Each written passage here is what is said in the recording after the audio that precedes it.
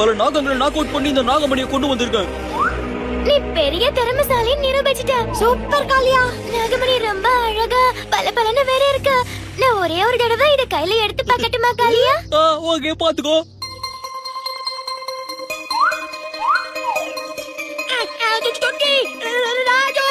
ஹே jug, இந்த நிமிஷத்துல இருந்து நம்ம காளியாவோட ஃப்ரெண்ட்ஸ் என்ன?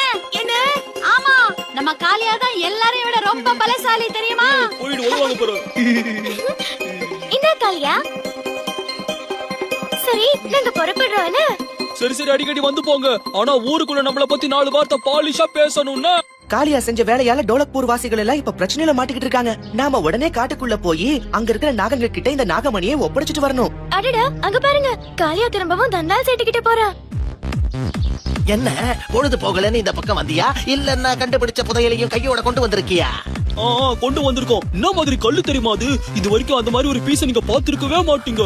நல்ல தாராளமா பணம் கொடுக்கணும்னு கொஞ்சத்தனம் காமிச்சிங்க, அவரு பக்கத்துல உங்களையும் தொங்க விட்டுருவேன். சரி சரி, முதல்ல என்ன பொருளுங்கிறத காட்டுக்காரியா. அடகு வியாபாரத்தில் முதல் முறையாக அரிய வகை கல்லு.